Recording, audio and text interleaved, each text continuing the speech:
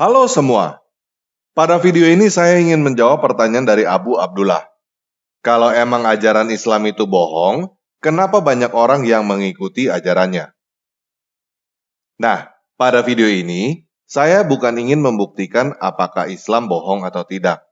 Tetapi, saya ingin menjelaskan kesalahan cara berpikir Abu Abdullah dan menjelaskan bagaimana cara berpikir yang seharusnya.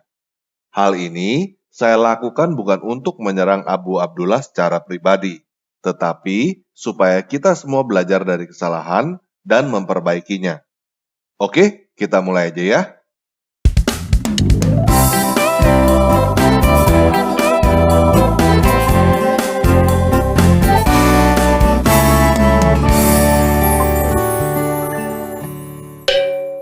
Nah, kita mulai dari pertanyaan Abu Abdullah dulu ya. Kalau emang ajaran Islam itu bohong, kenapa banyak orang yang mengikuti ajarannya? Pertanyaan seperti ini mengandung pola pikir kalau banyak orang yang mengikuti ajarannya, maka ajaran itu pasti benar atau setidaknya tidak bohong. Ini adalah kesalahan logika yang disebut argumentum ad populum. Argumentum ad populum adalah kesalahan logika yang berpikir bahwa sesuatu pasti benar karena banyak yang percaya bahwa hal itu benar. Supaya teman-teman paham, saya akan mengganti pertanyaan Abu Abdullah menjadi seperti ini. Kalau memang ajaran Kristen itu bohong, kenapa banyak orang yang mengikuti ajarannya?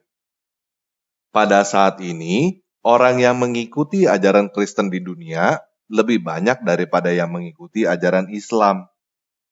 Apakah karena lebih banyak orang yang mengikuti ajaran Kristen, hal itu membuktikan bahwa ajaran Kristen lebih benar daripada ajaran Islam? Teman-teman yang beragama Islam tentu akan bilang enggak kan? Jadi apakah karena banyak orang yang mengikuti ajaran Kristen, hal itu membuktikan bahwa ajaran Kristen benar? Teman-teman yang beragama Islam tentu akan bilang enggak kan?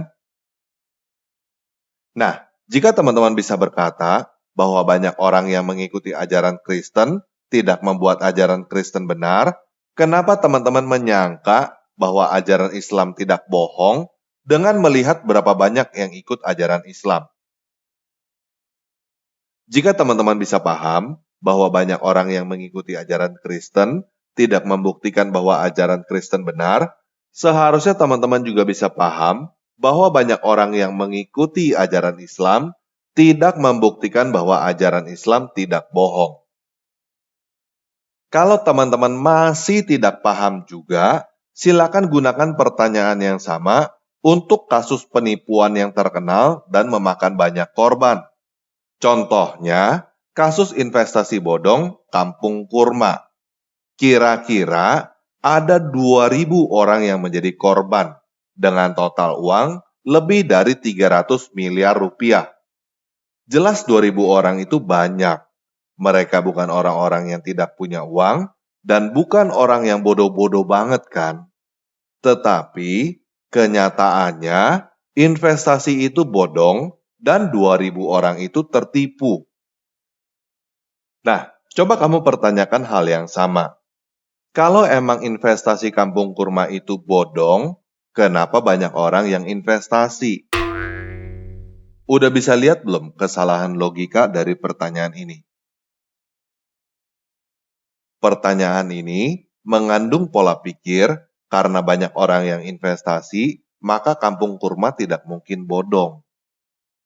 Kalau kamu punya pola pikir karena banyak yang investasi maka tidak mungkin bodong, mungkin kamu menjadi salah satu korban Kampung Kurma, walaupun kamu sudah mendengar bahwa Kampung Kurma itu investasi bodong. Begini guys, kesalahan logika argumentum ad populum adalah salah satu trik yang sering digunakan oleh penipu. Mereka berusaha membuat kamu percaya dengan menunjukkan bahwa orang lain juga percaya. Kalau kamu percaya sesuatu karena banyak orang lain percaya, kamu tertipu. Jadi, kamu tidak bisa menilai sesuatu benar atau bohong karena sesuatu itu banyak yang percaya atau tidak. Kebohongan adalah kebohongan, terlepas apakah kamu percaya atau tidak. Terlepas apakah banyak orang yang percaya atau tidak, kebohongan tetap adalah kebohongan. Kalau kebohongan itu kamu percaya, berarti kamu tertipu. Kalau kebohongan itu banyak orang yang percaya, berarti banyak orang yang tertipu. Jelas kan? Nah, kenapa banyak orang yang berbohong dan kenapa banyak orang yang tertipu? Ada beberapa alasan kenapa seseorang berbohong. Di antaranya, yang pertama, untuk bertahan, untuk mempertahankan citra diri, atau untuk menghindari sesuatu yang buruk terjadi pada dirinya, seperti hukuman atau tidak diterima oleh masyarakat. Yang kedua, untuk menyerang atau mendapatkan sesuatu. Yang ketiga, karena orang itu senang berbohong. Nah, ada beberapa penyebab kenapa banyak orang tertipu. Yang pertama, karena orang itu memang senang ditipu. Mereka sadar bahwa dirinya ditipu, tetapi mereka memang suka itu. Yang kedua, karena orang itu tidak bisa menerima kenyataan. Mungkin karena kenyataan terlalu pahit atau terlalu sakit bagi orang itu, sehingga mereka lebih memilih untuk ditipu daripada menerima kenyataan. Yang ketiga, karena orang itu bodoh. Mereka tidak tahu bahwa dirinya ditipu. Nah, apakah kamu mau ditipu? Apakah kamu mau dijanjikan keuntungan sekian jika kamu invest, tetapi ternyata kamu ditipu? Kamu bukan hanya tidak mendapatkan keuntungan, uang kamu malahan hilang. Nggak mau kan? Apakah kamu mau dijanjikan surga jika kamu melakukan ritual keagamaan ini itu, tetapi ternyata kamu ditipu? Kamu bukan hanya tidak dapat surga, kamu malahan masuk neraka. Nggak mau kan? Kalau kamu nggak mau, ada beberapa hal yang kamu harus belajar. Yang pertama, kamu harus berhenti tertipu oleh ketakutan dan keserakahan. Semua orang pada dasarnya tertipu hanya oleh dua hal ini, yaitu ketakutan dan keserakahan. Takut mengalami kerugian dan tergiur mendapatkan keuntungan. Takut masuk neraka dan mau masuk surga. Jadi, gak perlu takut dengan orang yang menyuruh kamu melakukan sesuatu supaya kamu tidak masuk neraka. Dan gak perlu tergiur dengan orang yang menyuruh kamu melakukan sesuatu supaya kamu masuk surga. Orang yang menyuruh kamu itu bukan yang punya surga dan neraka.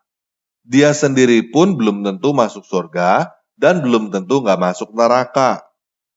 Kok bisa ada yang percaya bahwa kalau mengakui orang itu sebagai penjual tiket surga fantasi, maka akan masuk surga? Bodoh banget kan? Jadi yang kedua, kamu harus belajar untuk tidak bodoh. Berhenti percaya buta. Semua penipu melakukan tipuannya supaya kamu percaya. Kalau kamu nggak percaya kepada tipuannya, berarti si penipu itu gagal. Kalau kamu percaya kepada tipuannya, berarti si penipu itu sukses. Semakin banyak orang yang percaya, berarti si penipu itu semakin sukses. Walaupun satu dunia percaya bahwa orang itu adalah penjual tiket surga fantasi, tidak membuat orang itu menjadi penjual tiket surga fantasi yang beneran.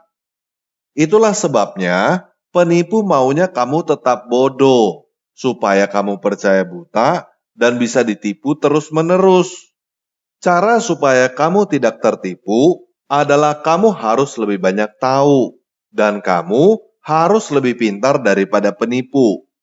Jika kamu merasa bahwa kamu tidak bisa lebih pintar daripada penipu, maka kamu sudah tertipu, karena itu juga adalah tipuan. Contohnya, orang mana yang lebih berakhlak? Orang yang kawinin bekas bini anak angkat sendiri, atau orang yang tidak kawinin bekas bini anak angkat sendiri?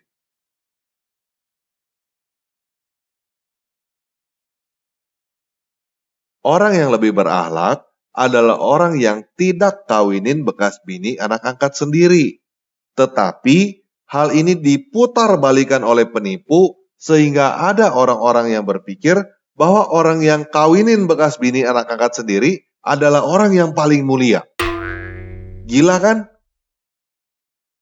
Jadi, yang ketiga, kamu harus belajar menerima kenyataan walaupun hal itu menyakitkan dan tidak sesuai dengan apa yang kamu inginkan atau tidak sesuai dengan apa yang kamu percaya. Untuk mengakui bahwa selama ini kita tolol, mengakui bahwa kita ditipu, memang menyakitkan. Tetapi, kalau kita tidak bisa menerima kenyataan bahwa kita ditipu, maka kita akan terus ditipu. Kalau kita tidak bisa menerima kenyataan bahwa kita tolol, maka kita tidak bisa menjadi pintar.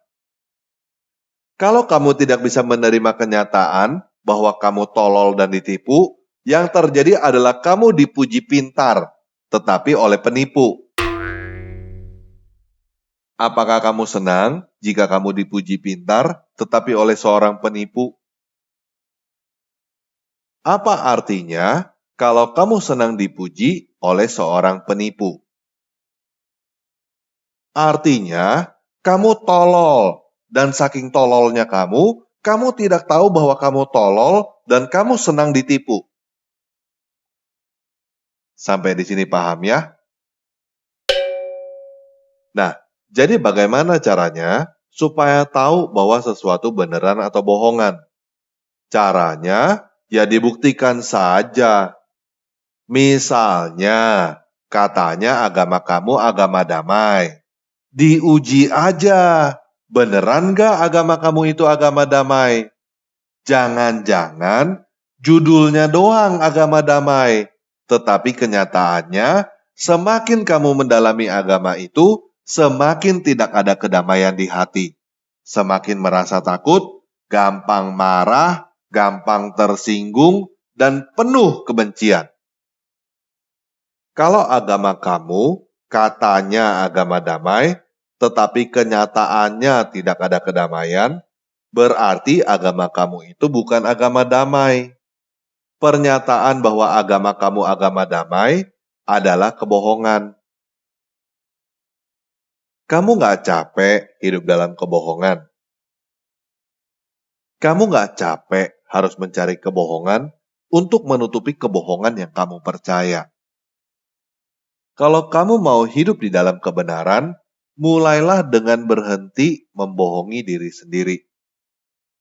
Oke, sekian video kali ini. Yesus Kristus penguasa saya mengasihi kamu.